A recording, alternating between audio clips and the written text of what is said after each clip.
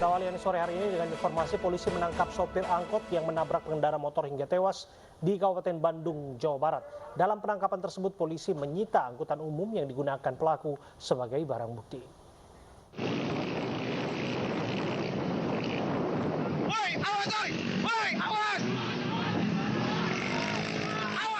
Polisi telah menangkap sopir angkutan kota yang ugal-ugalan di Jalan Siliwangi, Bale Endah, Kabupaten Bandung, Jawa Barat. Pengendara menabrak sejumlah kendaraan roda 2, bahkan satu di antara pengendara motor meninggal dunia.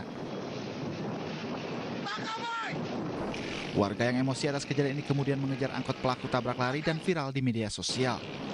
Kasus ini ditangani Satlantas Polresta Bandung.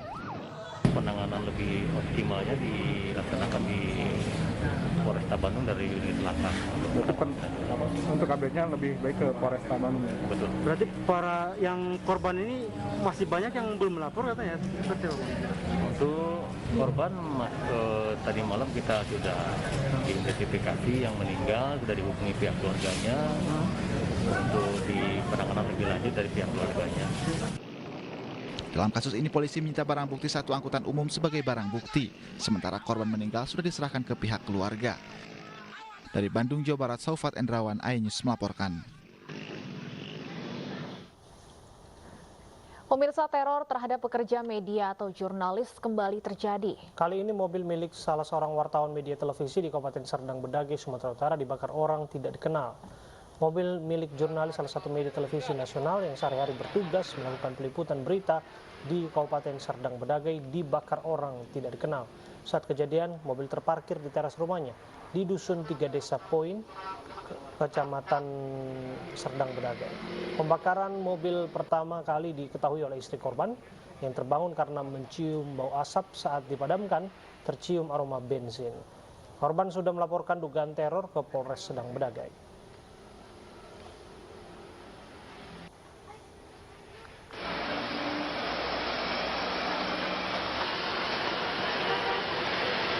Sementara itu di sekitar lokasi rumah korban ditemukan satu sendal yang diduga milik pelaku yang tertinggal dan terdapat jejak telapak kaki di jalanan berlumpur di bagian depan rumah. Diduga teror berkaitan dengan kerja jurnalistik di mana sebelumnya korban melakukan investigasi ke lokasi perjudian yang dikeluhkan oleh warga satu desa dengan kediaman korban.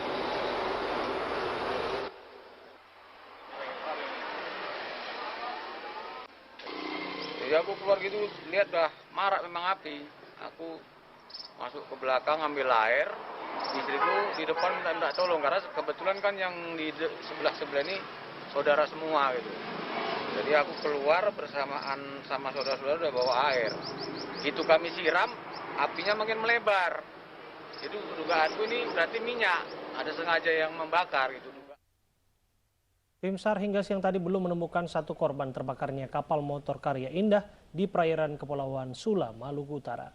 Pencarian terpaksa dihentikan akibat cuaca buruk.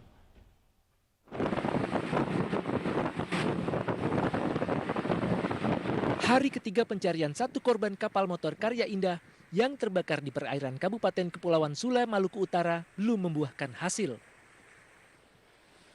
Tim SAR gabungan terus berupaya mencari korban atas nama Dedi Hidayah dengan memperluas area pencarian hingga ke Pulau Obi. Namun proses pencarian terpaksa dihentikan sementara karena terkendala cuaca yang mulai bergelombang 2 hingga 4 meter. Didapat belum ada perkembangan terkait dengan penemuan Bapak Dedi. Oleh karena itu kami juga menghimbau kepada tim gabungan yang melaksanakan pencarian karena berdasarkan laporan dari BMKG, keadaan cuaca saat ini gelombang 2 sampai dengan 4 meter. Meski terjadi penambahan data korban kapal motor Karya Indah menjadi 283 penumpang, namun pihak KSOP Ternate tetap mengacu pada data manifest. Dari Ternate, Maluku Utara, Ismail Sangaji, iNews melaporkan. Pemirsa, seorang janda Parubaya ditemukan tewas dengan kondisi pakaian bagian bawah terbuka di area pemakaman umum Soak Simpur, Palembang. Polisi masih mendalami kasus ini termasuk adanya dugaan kekerasan seksual pada korban.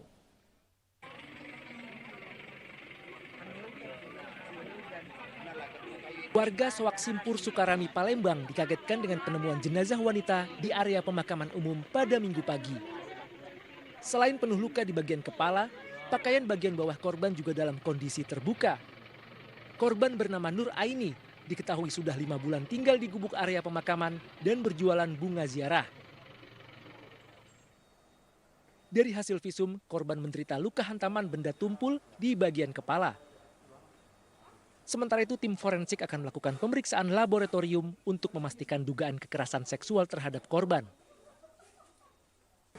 Dari pemeriksaan luar ada kekerasan tumpul di daerah kepala. Bagian kepala saja kan? Ada luka-luka di sana ya. Dok, kalau mengarah dari kekerasan seksual sendiri seperti apa tadi pemeriksaan luar? Kalau untuk kekerasan seksual masih kita periksa laboratorium ya. Usai divisum, keluarga berencana memakamkan jasad Nur Aini di TPU Soak Simpur, tempat di mana jenazah korban pertama kali ditemukan. Keluarga berharap polisi dapat segera mengungkap kasus ini. Dari Palembang, Sumatera Selatan, Firdaus, iNews melaporkan. Apa penyebab tewasnya wanita penjual kembang di kuburan yang ditemukan dalam keadaan setengah telanjang? Kami sudah bergabung bersama dengan Ibtu Deni Irawan, Kanit Reskrim Polsek Sukarami. Assalamualaikum, selamat sore Pak Deni. Waalaikumsalam warahmatullahi wabarakatuh. Selamat sore Mas Abraham dan Mbak Stefani. Pak Deni, kami ingin pastikan satu hal, apakah korban betul-betul korban dari kekerasan seksual? Untuk masalah itu kita masih menunggu hasil dari laboratorium forensik. Oke. Bagaimana kemudian penemuan jasad korban? Ini bisa diceritakan kembali apa yang mencurigakan dari ini semua, Pak?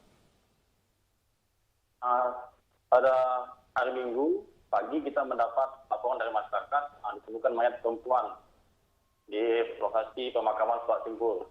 Dari sana tim piket fungsi Polsek Sukarami dibantu tim identifikasi Polrestabes Palembang melaksanakan olah TKP. Dari olah TKP kita mengamankan barang bukti antara lain kayu yang diduga alat untuk melakukan kekerasan, kemudian tas yang di dalamnya ada rokok dan uang sekitar Rp500.000. Kemudian mayatnya kita bawa ke Rumah Sakit Bayangkara untuk dilakukan visum dan pengecekan dari laboratorium forensik. Dari barang bukti yang ditemukan, apakah sudah bisa diketahui identitas dari pelaku, Pak Deni? Sementara identitas pelaku masih dalam penyelidikan pihak kami. Untuk hasil visum sendiri, apa penyebab tewasnya korban? Dari hasil visum penyebab tewasnya korban adalah pukulan pada benda tumpul di bagian kepala. Ada dugaan bahwa yang bersangkutan punya musuh atau ada alibi di balik ini, Pak? Sementara masih kita dalami, Mas. Berapa orang yang sudah diperiksa, Pak Deni, sebagai saksi? Sementara kita sudah memeriksa kita 5 orang saksi. Sehari-harinya korban disebutkan adalah penjual kembang di pemakaman. Bisa dijelaskan profil yang bersangkutan, Pak? Yang bersangkutan atas nama Nur Aini binti Jemaat, umur sekitar 48 tahun, agama Islam, pekerjaan penjual kembang di TKP yang sekitar 5 bulan yang lalu yang bersangkutan ini habis cerai sama suaminya, kemudian tinggallah di pondok tempat menjual kembang di areal kebun tersebut. Sebatang kara di pondok yang dimaksud, Pak? Iya, sebatang kara. Kalau dari keterangan keluarga, seperti apa keseharian dari Nur Aini ini, Pak? Kesehariannya saya menjual kembang, yang bersangkutan agak mengalami gangguan jiwa semenjak pisah sama suaminya.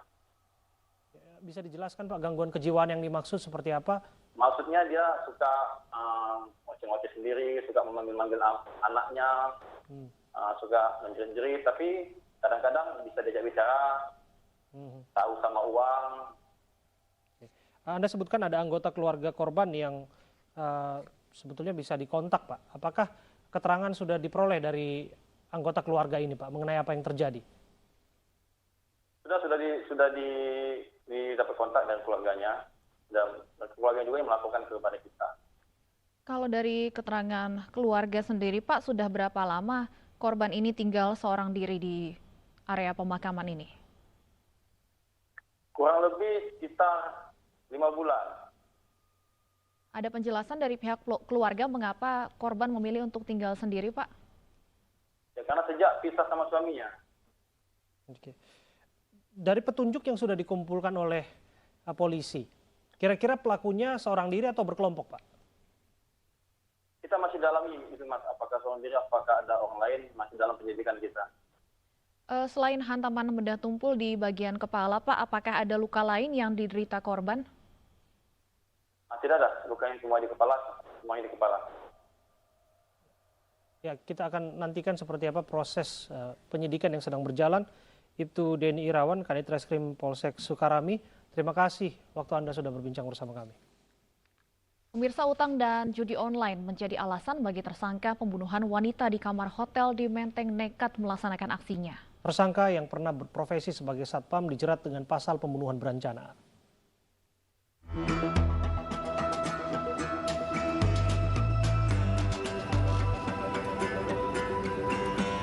Polisi menangkap pelaku pembunuhan wanita dalam kamar hotel di Menteng, Jakarta Pusat. Dari hasil penyidikan, pria berinisial AA yang berprofesi sebagai satpam ini telah berencana mengambil barang milik korban dan membunuhnya.